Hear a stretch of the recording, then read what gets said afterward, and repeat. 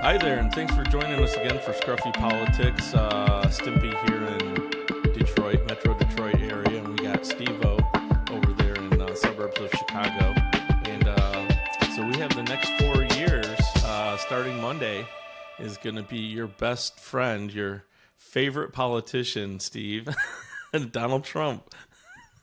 It's not just him. It's Elon Musk. It's his picks that he wants in his cabinet. It's oh my gosh, the attorney general that he wants. Hey, she's really pretty, but oh my gosh, she is out there. And Pete Hegseth, who's had sexual assault and rape allegations against him from the past. He's shown up to work drunk, and he's going to be in charge of the defense, like our military. Like, wow, and stuff. So, You know, so here's the yeah. question I have, because I hear what you're saying, and I read that a lot. I see that in a lot of articles and stuff. So, like, a good example would be the Supreme Court. Why is it that when the Democrats had control of the Supreme Court for a long time, and justices were choosing the Democrat side of the fence, everybody was fine with that. There was no complaints. Everything was good. As soon as we got a Republican majority on the court and they started coming out with different decisions, immediately the landscape changes to there's a serious problem. These people are corrupt. They're unethical. They need, we need to reform the court. We need to stack the court. So I always hear this. It's like just kind of laughable to me every time. It's like everything is fine as long as we leave the Democrats in control because they're better people. They're nicer. Apparently they don't have any criminal backgrounds. And then when Republicans get in control, everything goes to hell. I just don't get it. It doesn't make sense to me. Well, there's one link to this is Donald Trump, and then his MAGA fan base in Congress, like Marjorie Taylor Greene, who is just as worse, I think. She's despicable. Lauren Boebert. You've got, he's now resigned, Matt Gaetz, who should not be within 1,000 feet of a school, a K through 12 school. Which the Republicans have no problem calling him, or no, they don't want to call him out. I mean, they're instead focused on trans bathroom issues and such. So I think it wasn't this extreme with other presidents. I mean, not with George W. Bush. Yeah, you didn't like some of his picks, but they didn't have a sketchy background. They didn't have serious allegations against them. But now then once Trump comes in, holy cow. And the first time around, okay, it wasn't, it was bad, but not so bad like this. And now he knows, it's just 4 years left. And I don't even know if he'll live for the full 4 years. He's probably he's not in good mental health, that's for sure. And he's not in good physical health, you could tell. So, but just imagine, all his followers now in the, I hate to say cult, but there is a MAGA cult out there where the guy can do nothing wrong. And let me tell you, I mean, this guy's just terror. He's a terrible person. Let me ask you, what does MAGA stand for? Well, what it says it stands for is Make America Great Again. But what's really happening in most of the MAGA crowd, and I hate to say this, make America rich, white again, and where they have nothing to offer for people of the middle class or lower. So did you see the rally that he had in the Bronx? It was no, AOC's district. No, but Trump held a rally. Trump held a rally in the Bronx, New York, which was AOC's district. The crowd was filled with multicolored people, low-income people, probably people that are just living at the poverty line. and they were there wearing red They're MAGA Trump crazy. hats. They're crazy. They think Donald Trump is gonna help them. Okay, let me. I have a bridge in Florida to sell you. You know, like. Well, I mean, I'm sure the reason that they came out was because they're struggling to put gas in their car. They were struggling to put food on the table for their kids. They were probably looking at the high prices and the inflation, and they were probably saying, hey, what the Democrats are doing now is not working. Couple that with the fact that AOC, if you remember, she was famous a few years ago because she spoke truth to power and personally ruined a deal for Amazon to put a warehouse in the Bronx in her district. And she said that they were corrupt, that it was just capitalism run amok, and they didn't need that in her area. So apparently the people that live in her district were fine without having those $20 an hour jobs. well. Remember, back 4 or 5 years ago, Amazon was gonna build in Chicago, a huge thing, and the mayor was like, "Oh yeah, you won't have to pay any taxes." Well, that's not fair. I wouldn't. No, no, no way. So in a way, if that was the case, I kind of don't blame her if they wanted to just come there and not pay any taxes, and I'm sure, yeah, and I don't know how good the working conditions in Amazon are. I've never been in an Amazon factory. I've heard rumors that it's very strict. You have to move fast.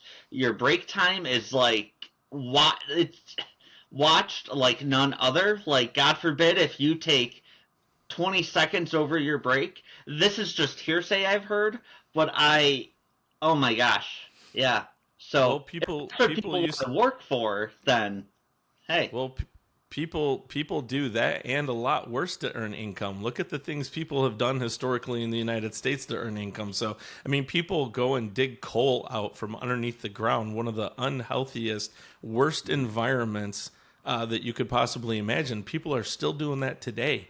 They're doing it because they need an income. They need a way to support their family. So, I mean, I think if I had the choice between working in a coal mine and working in an Amazon, I would take the Amazon.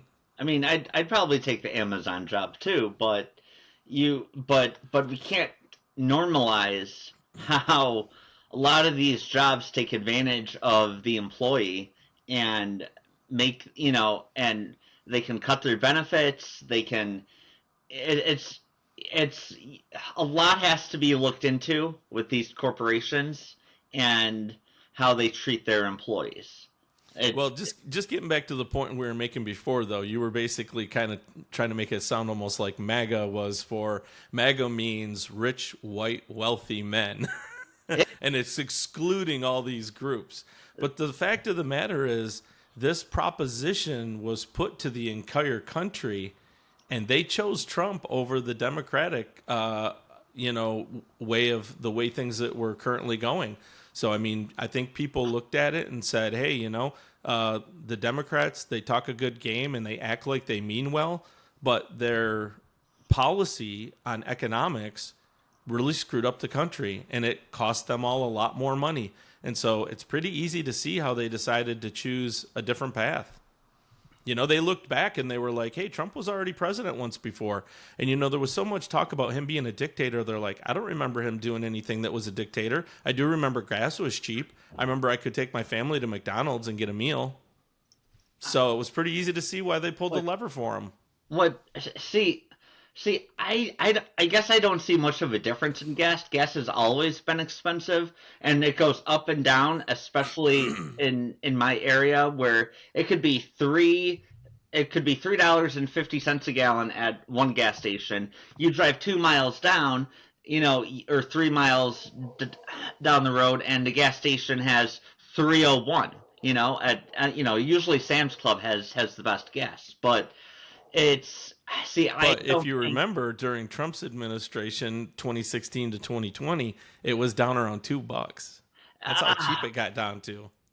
Now, not necessarily in Illinois. You might not have noticed it, and a lot of people don't know this. There's a unique thing about Illinois because the Illinois EPA has set much higher standards on gasoline emissions. So there's different blends. There's actually like 30 different blends. They switch from winter blends to summer blends. So actually Illinois experiences much higher gas prices than the rest of the country. So the two places you're going to pay the most for gasoline in America is California and Illinois. Yeah. But so when you see the national average, it's typically higher in Chicago.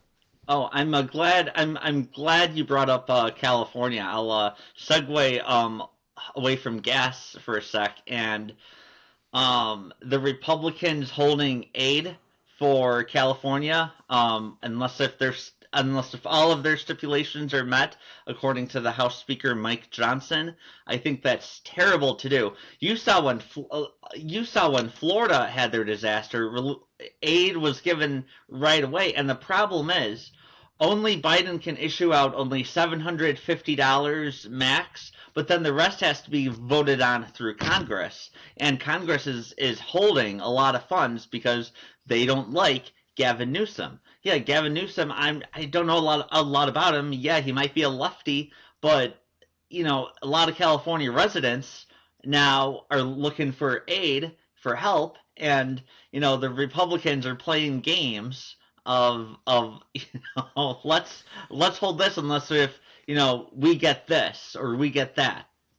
Well, I wouldn't call it playing games. I think the Republicans are playing hardball. I think it's very tough to discuss aid funds when people are in such need. And I think that everybody feels like we need to do whatever we can to help that portion of the country. But unlike a hurricane where that's an act of God and there's not a whole lot you can do, you can do your best to prepare for a hurricane. I think the problem Republicans have with this fire in California is, these Santa Ana winds and these fire conditions have been known for the last 150 years. And there's things that can be done to prepare better for it. But the state of California fights those things. They have environmental reasons why they think that you shouldn't clear out the brush or do certain things with the water supply. So I think that, and make no mistake, it's not the Republicans that are fighting for themselves. It's all of us, right? So the amount of money, just bear in mind, the amount of money that is going to go from tax-paying citizens into repairing LA, it's coming out of all our pockets. We're all going to end up paying for this in the long run. I mean, true. So the question is, here's the problem, Steve. Do you say to those people, hey, that really sucks, it was kind of an act of God, nobody knew, we'll just give you billions of dollars and you rebuild the same way you did before? Or is now the opportune time to say, why did this happen when we know that there's winds and fire? How can we do it better so this doesn't happen in another 100 years? Now is the time to get it right. Let's actually find solutions. I mean, can't we find a way to, build the homes better so they're more fire resistant? Those technologies exist. Can we do something to make sure that we have water available to put the fires out if it does come again? I mean, those are all things that should be on the table and being looked at. And I think Republicans aren't giving people a hard time or playing games. I think they're just trying to say, hey, we have to do a better job because billions is going to be spent in rebuilding this. Gosh, I'm not sure. I just think this Republican Party is they do what Donald Trump wants. They're very afraid of Donald Trump. So in a way, I don't blame Donald Trump. I blame people who are afraid of him, who don't have a backbone. And a lot in the Republican Party don't have a backbone. So, it's unfortunate because there could be some really good Republicans out there, because you don't want it just to be all Democrats, because Democrats are weak on issues. And what the Democrats are weak on right now, especially with these confirmation hearings and with holding Republicans accountable, they're not doing a good job. They're doing terrible. They're doing a terrible job. And there was only, and I didn't watch I heard clips of the confirmation hearings, but I've read about it. And one clip I did see, in which I thought he did a really good job, was Kane. He was Kane, the Senator Kane. He was Tim Kaine. Yeah, Tim Yep. Tim Kaine. He did a really He was on Hillary's with ticket. He grilling, was the VP for Hillary. with he did a really good job with grilling Pete Hegseth. But I don't, I didn't see or read about any other Democrats doing other than Tammy Duckworth. Tammy Duckworth schooled Pete Hegseth and made a fool of him. But other than that, all the other Democrats are weak. They don't know how to fight. And the Democratic Party is giving up. And that's the reason I don't like them in a way, because they are the party of let's give up. They're already defeated. They know the next 4 years are going to suck. They know that it's going to be an oligarchy for the next 4 years. Elon Musk, Donald Trump, it's just going to be that. And a part of it, I think they're defeated, and they kind of gave up. And I'm sure there's some that just want to retire now and get their nice pension and benefits they get from being in politics. Well, we're just about at 15 minutes here, so we'll wrap it up. But I'll just say that, I think, what we have to focus on, number one, is that this was all put to the American people, and they chose Trump. So that's why I think there should be support for some of the people that he's picking. He's picking different people this time because he's looking for people that will support the agenda that the voters want, not necessarily what Congress wants. And then as far as stuff like the fire, I think we have to focus on actual solutions that solve problems, as opposed to doing the same old that just makes everybody feel happy. It doesn't do any good to do the same thing and make people feel good about it if it doesn't stop the next forest fire or the next damage from occurring. So I guess that's it for us. We'll do another one of these soon, and thanks for tuning in. Okay, sounds good. Thank you.